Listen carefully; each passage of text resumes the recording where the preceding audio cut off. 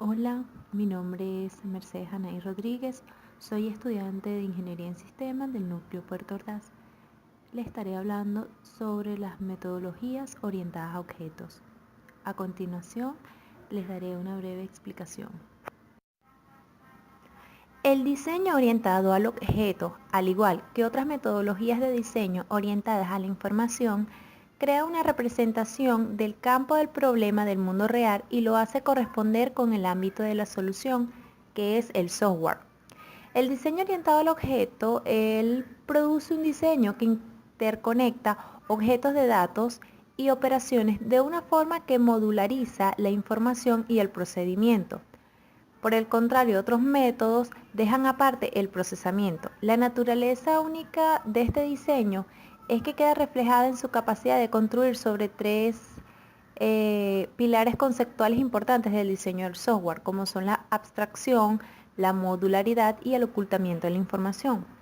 Muy bien, la metodología objeto fue propuesta por Grady Bosch y en ella propone que los sistemas pueden ser vistos como un conjunto de objetos.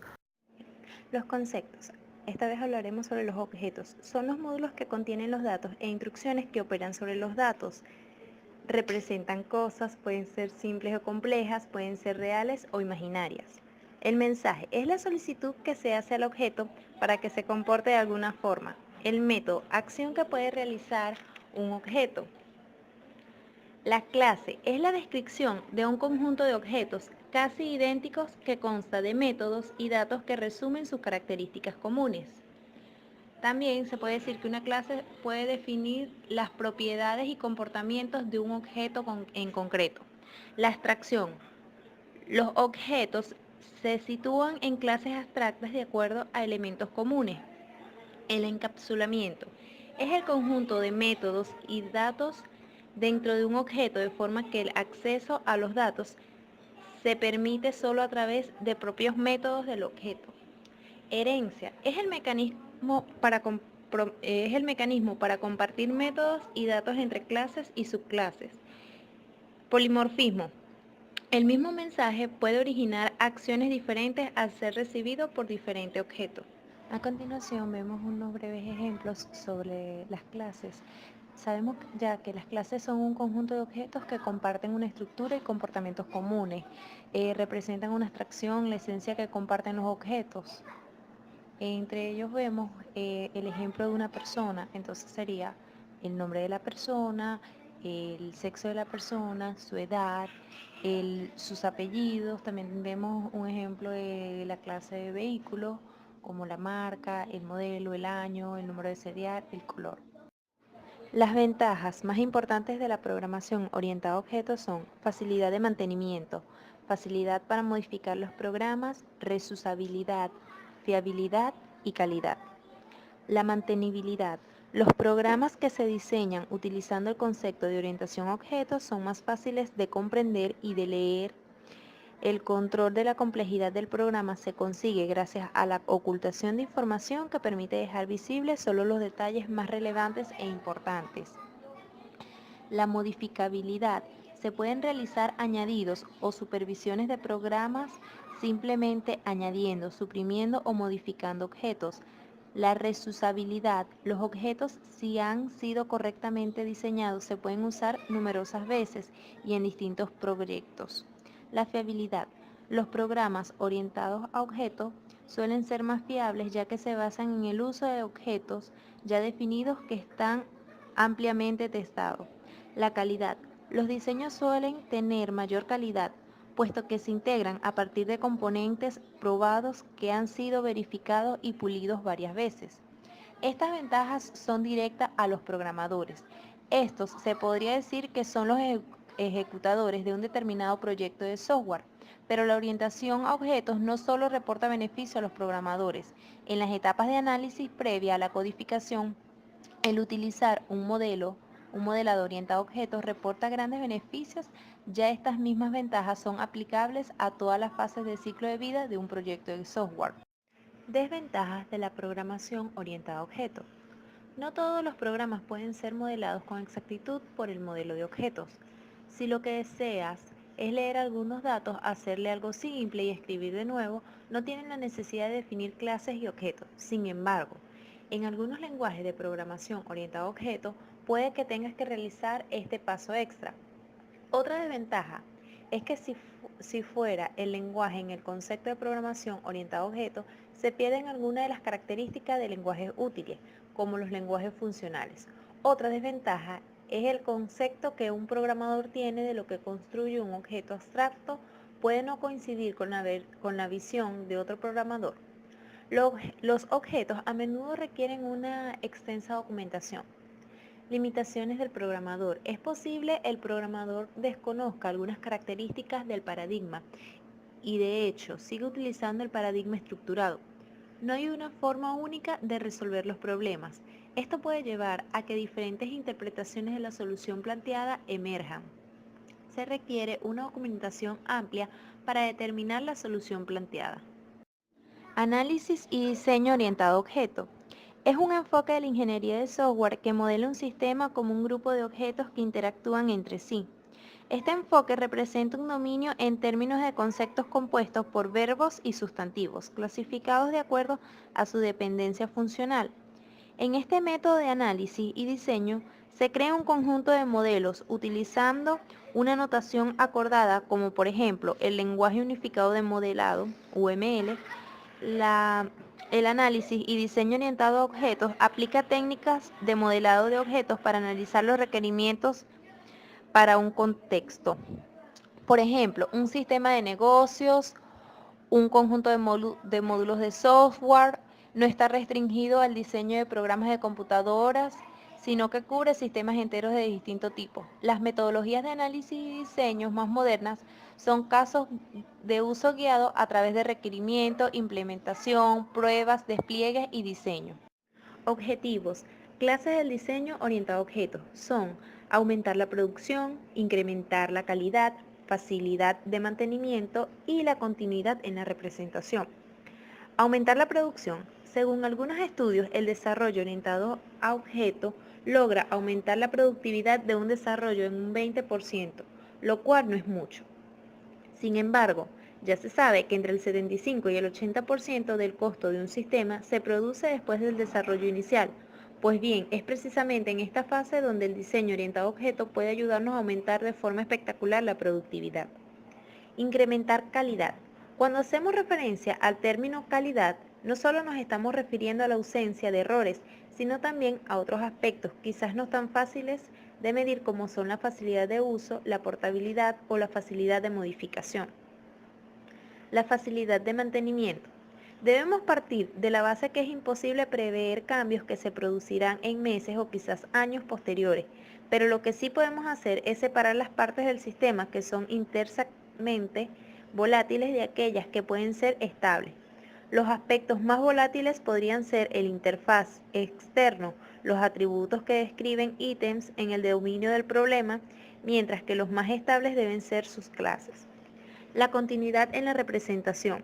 Uno de los problemas más importantes que representan las metodologías estructuradas clásicas es el problema de comunicación existente entre las fases de análisis y diseño e incluso dentro de los diagramas de flujos y datos y los diagramas de identidad-relación. Fases de desarrollo orientado a objetos. El análisis. Extraer los requerimientos de un producto de software es la primera etapa para crearlo. Mientras que los clientes piensan que ellos saben lo que el software tiene que hacer, se requiere de habilidad y experiencia en ingeniería de software para reconocer requisitos incompletos, ambiguos o contradictorios. Se analiza el problema a resolver desde la perspectiva de los usuarios y de las entidades externas que van a solicitar servicio al sistema. El diseño. Traduce los requerimientos en una representación de software que puede ser establecida de forma que obtengan calidad requerida antes que comience la codificación como requerimiento y el diseño que documentan por parte de la configuración del software. La codificación. El diseño debe traducirse en una forma legible. El paso de la codificación ejecuta la tarea de establecer la etapa de diseño legible para la máquina. Si el diseño se ejecuta de una manera detallada, la codificación puede realizarse mecánicamente. La prueba.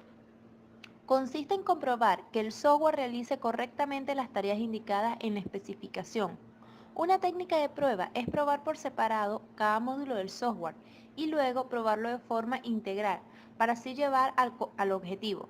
Se considera una buena práctica el que las pruebas sean efectuadas por alguien distinto al desarrollador que la programó.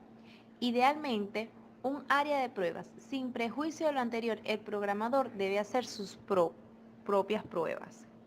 El mantenimiento. Mantener y mejorar el software para enfrentar errores, descubrimientos y nuevos requisitos. Esto puede llevar más tiempo, incluso el desarrollo inicial del software. Una pequeña parte de este trabajo consiste en arreglar errores. La mayor parte consiste en extender el sistema para hacer nuevas cosas. Metodología OMT. Es una de las técnicas de modelado de objetos desarrollado por James Rumbacher, que es uno de los precursores del lenguaje unificado de modelado, UML. Se define como una de las metodologías de la ingeniería del software aplicable al desarrollo orientado a objetos en las fases del análisis y diseño. Las fases de análisis comienzan con la declaración del problema, que incluye una lista de objetivos y conceptos claves definidos para el dominio del problema a resolver. Las declaraciones del problema se expanden después de 3 modelos: el modelo de objeto, el modelo dinámico y el modelo funcional. El modelo de objeto representa los objetos del sistema. El modelo dinámico representa la interacción entre esos objetos representados como eventos, estados y transiciones. El modelo funcional representa los métodos del sistema desde la perspectiva del flujo de datos. La fase de análisis genera diagramas del modelo de objetos, diagramas de estados, diagramas de eventos de flujo y diagramas de flujo de datos. Entonces, es cuando allí ya se tiene la fase de análisis.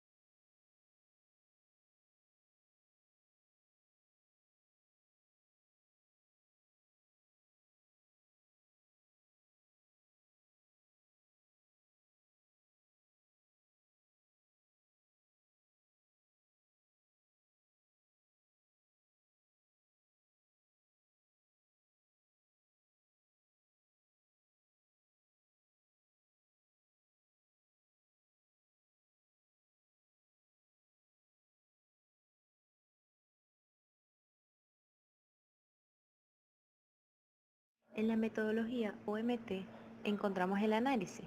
Los requerimientos establecidos durante la conceptualización son revisados y analizados para la construcción del modelo real. La meta del análisis es especificar las necesidades que deben de ser satisfechas. Puede existir diferentes fuentes de información que pueden ser útiles en esta etapa.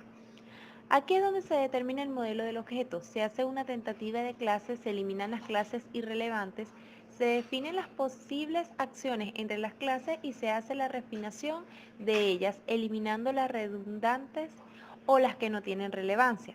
Una vez determinados los objetos del sistema, se hace la depuración del modelo. Posteriormente, se busca un nivel de abstracción para modelar subsistemas, para buscar un sistema tangible y sólido. Luego de tener definido el modelo, se introduce la noción de transición, que es una de las formas de modelar procesos o describir cambios de datos y flujos de datos. Una vez definido el flujo de datos, se define el diccionario de datos de todas las entidades modeladas. El diseño del sistema tiene un alto nivel estratégico y decisivo para la resolución de problemas. Los problemas grandes se deben ver desde el punto de vista de análisis y diseño. Subdividir el sistema en subsistemas, poder modular los subsistemas de tal manera que cada módulo sea manejable y comprensible. En esta etapa se deben crear estrategias, formular una arquitectura para el sistema y las políticas deben guiarla. En el mantenimiento, la documentación del desarrollo y seguimiento de los modelos a través de código facilita el posterior mantenimiento. La metodología OMT soporta múltiples estilos de desarrollo.